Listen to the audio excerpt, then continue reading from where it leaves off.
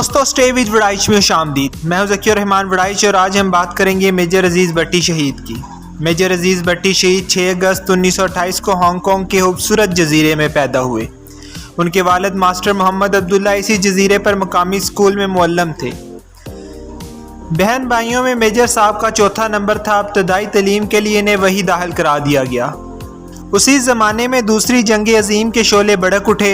1941 میں جاپان نے Hong Kong پر قبضہ کر لیا اور اس کے ساتھ ہی عزیز بٹی کے گھرانے پر مصائب و الام نے حملہ کر دیا۔ جنگ عظیم کا اختتام 1946 میں ہوا تو حالات کو دیکھتے ہوئے عزیز بٹی کے والدین نے نقل مکانی کا فیصلہ کر لیا اور بچوں کو ساتھ لے کر پاکستان چلے آئے۔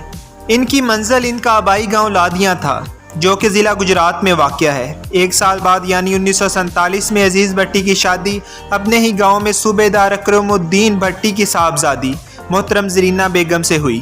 یہ شادی ان کے لیے ایک اچھی زندگی کی نوید لے کر آئی۔ شادی کے کچھ ہی عرصے بعد عزیز بٹی اور ان کے 2 بھائی نذیر احمد اور سردار محمد انڈین ایئر فورس میں بھرتی ہو گئے۔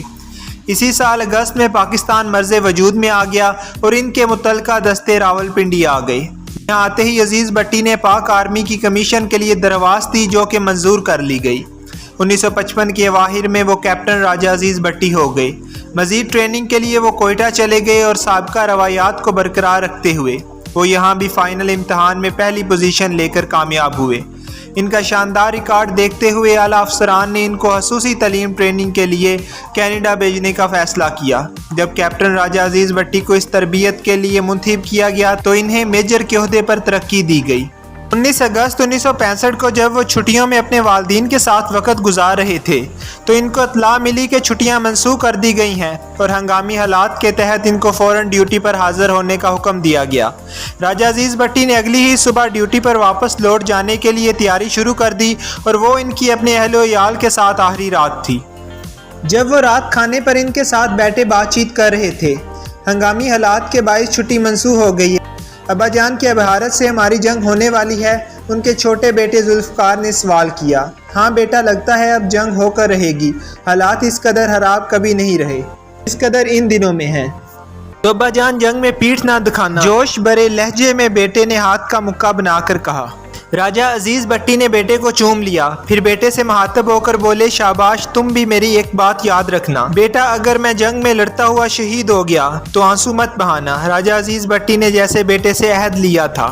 6 سپتمبر 1965 وہ تاریخی دن ہے جب مکار، عیار اور بزدل دشمن نے فجر سے پہلے ہمارے پاک وطن پر چوری چھپے لاہور کی جانب سے حملہ کر دیا۔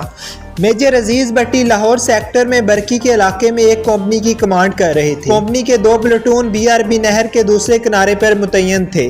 میجر عزیز بٹی نے نہر کے اگلے کنارے پر متعین پلاٹون کے ساتھ آگے بڑھنے کا فیصلہ کیا۔ میجر عزیز بٹی اور ان کے جوانوں نے آہی عزم کے ساتھ لڑائی جاری رکھی اور اپنی پوزیشنوں پر ڈٹے رہے۔ 9 سے 10 سپتمبر کی درمیانی رات کو دشمن نے ان کے سارے سینٹر پر بھرپور حملے کیے، اپنی ایک پوری بلاٹینین جونک دی۔ میجر عزیز بٹی کو اس صورتحال میں نہر کی اگلی طرف کے کنارے پر لوٹ آنے کا حکم دیا گیا، مگر جب وہ لڑ بڑھ کر راستہ بناتے ہوئے نہر کے کنارے پر پہنچے تو دشمن اس مقام پر قبضہ کر چکا تھا۔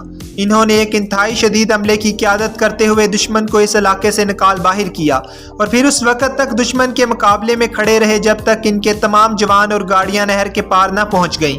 انہوں نے نہر کے اس کنارے پر کمپنی کو نئے سرے سے دفاع کے لیے منظم کر لیا اور اس محاذ پر گزشتہ 6 دن اور 6 راتوں سے دشمن کا اس قدر جانی اور مالی نقصان ہو چکا تھا جس کا تصور بھی محال تھا۔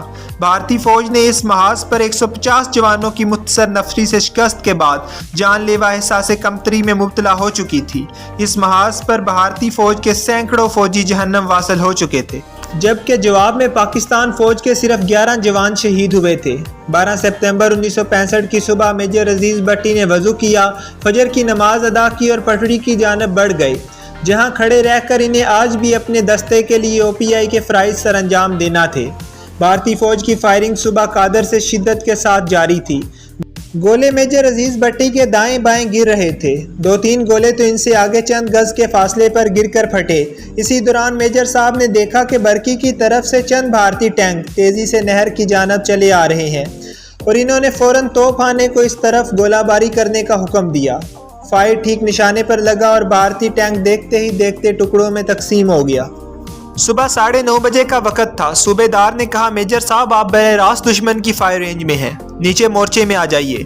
میجر نے جواب دیا اگر جان اس وطن پر قربان ہو جائے تو اس سے بڑی خوش قسمتی اور کیا ہوگی۔ اس دوران دشمن آپ کو دیکھ چکا تھا۔ ایک بھارتی توپچی نے اپنے ٹینک کا رخ ان کی جانب کیا۔ دوبارہ فائر کرانے کے لیے آپ نے دوربین اٹھائی ہی تھی کہ ٹینک کا جلتا ہوا فولادی گولہ آپ کے سینے پر جا لگا، اور یوں فن شرازی اور شجاعت کا پیکر اور ملک کا عظیم ہیرو پاک سرزمین پر قربان ہو گیا۔ میجر راجہ عزیز بٹی اس مقام پر شہادت پر فائز ہو چکے تھے جس کی تمنا وہ اپنے دل میں رکھتے تھے۔ حکومت نے بہادری اور جرات کے صلے میں آپ کو سب سے بڑے فوجی اعزاز یعنی نشان حیدر سے نوازا۔ میجر عزیز بٹی کے مقام شہادت پر یادگار شہداء بھی بنوائی گئی ہے جہاں ان کے بٹالین اور ریجمنٹ کے شہداء اور ساتھیوں کے نام درج ہیں۔ آج بھی 56 برس بعد میجر عزیز بٹی کا نام زندہ ہے اور ہمیشہ زندہ رہے گا۔ اے راہ حق کے شہیدو وفا کی تصویرو، تمہیں وطن کی ہوائیں سلام کہتی ہیں۔ چلے جو ہوگے شہادت کا جام پی کر تم، رسول پاک نے باہوں میں لے لیا ہوگا۔